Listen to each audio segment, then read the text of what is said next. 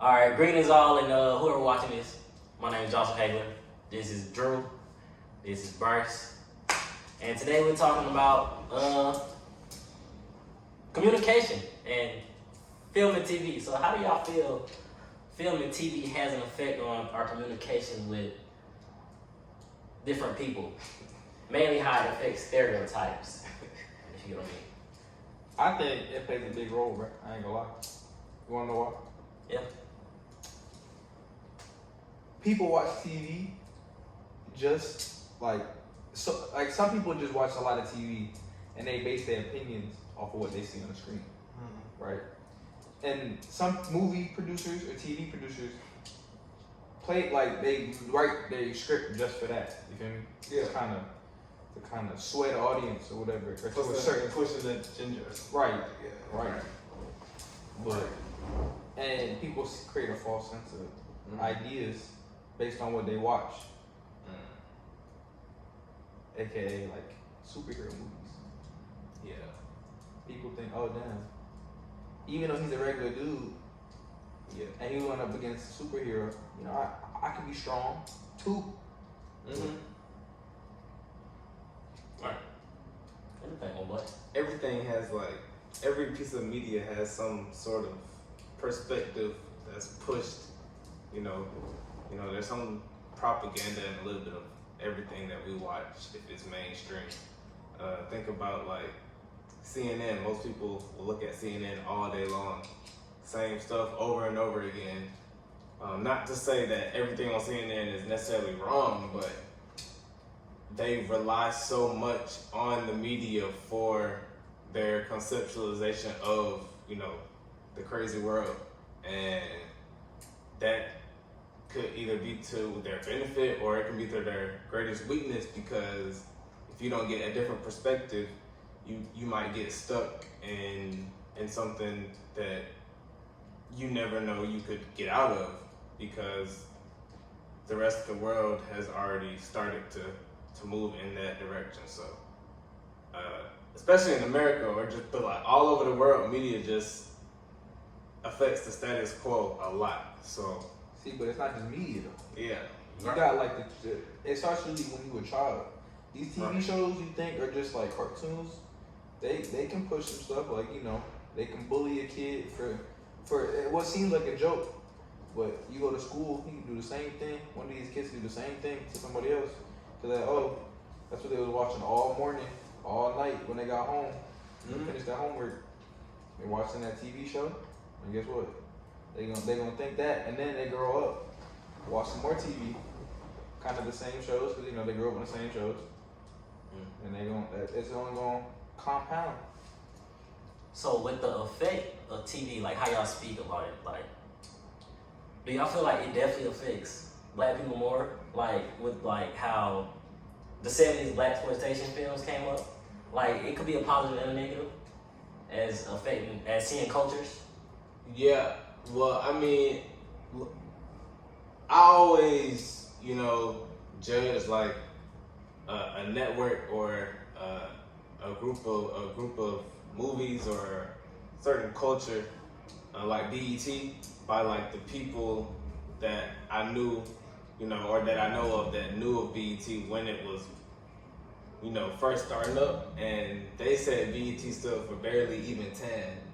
So like that meaning like there was like a sense of colorism in BET where it's like a lot of light skins being cast instead of dark skin, or even if there were dark skins, it was the dark skinned man that was abusing his wife and go away to the light skinned gardener or some crazy narrative like that. But then also you have white people attending a lot of these movies, and that's like Medea and all these movies, made by Tyler Perry that are funny movies, but at the same time you see who's attending these movies, and the mass general people that Tyler Perry, or that those movies tend to try to, educate, like they're trying to talk to black people, send black people a message.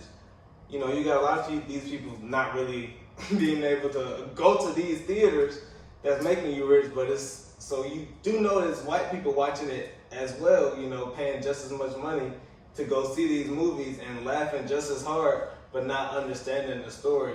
And so they just taking away stereotypes and things like that. Right. And that could be, you know, educational to a conscious white man, but to the person that was already a racist, it's affirming beliefs that he thought was already true. And so he leaves that theater thinking, oh yeah, that's why Trump was, you know, not really caring about these people. Like, this is what they do all day. We need people to be, you know, working, stuff like that. And so Right. media has a lot. No, I definitely agree with that. So, now you made very, excuse me. You made a valid point. So, you got anything else to say on that point? I kind of agree. You know, the stereotypes are very easy to pick up and hard to lose. You feel me? And a lot of these movies, yes, they're trying to send a positive message, but in the way that they portray this message, it's kind of like, you know, you gotta tear down a certain group of individuals, whether they be white, black, you know, Mexican, Indian, whatever. Mm-hmm. You feel me? And yeah, they might at the end of the movie come to like a realization, but you had that whole like hour and a half of Trump porn. right, like Yeah. trying to like portray a message Yeah. of what happened, Mhm. which could kind of, you know, reinforce what people thought before, Mhm. and at the end they try to bring it all back, but then it's too late.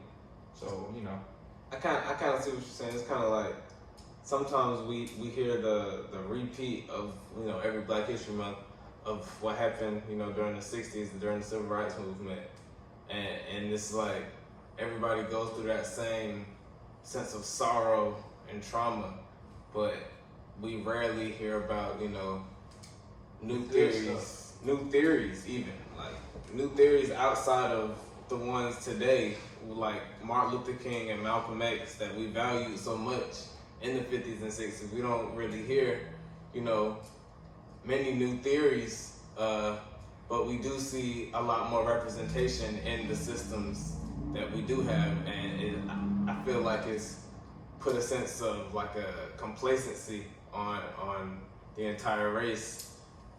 oh, I see what you mean about the representation. Like, Yeah. there's more people who look, or there's more of a diverse Mm-hmm. like showing Right. on the screen, which gives, I feel like that gives people a false sense of like, damn, we progressing We made and it, whatnot. right. You know, like you see, you know, a lot of dark skins, or you see a lot of, you know, other cultures and ethnicities in the movies, but sometimes they, more than likely, they play a minor role in that movie. Right. They just there, you know, as a placeholder to kind of Exactly. show, oh look, we put him in here, Right. you know, and that is I guess, it's not really okay, but it's, you know, I guess a starting point. No, it's not. You can't blame the person for getting, you know, their money, getting their dollar.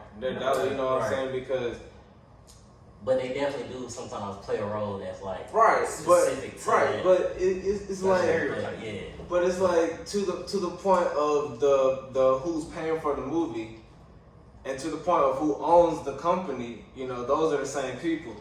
And so what we're saying is like, when we are put in a position where we're already struggling, anything that we do is permissible at this point, as seen by, you know, people doing certain things that, you know, such as crime and stuff like that. We don't acknowledge it as morally correct, but we see that people put in those conditions act a certain way, and so those people that put them in those conditions should be held responsible, and that's not the case.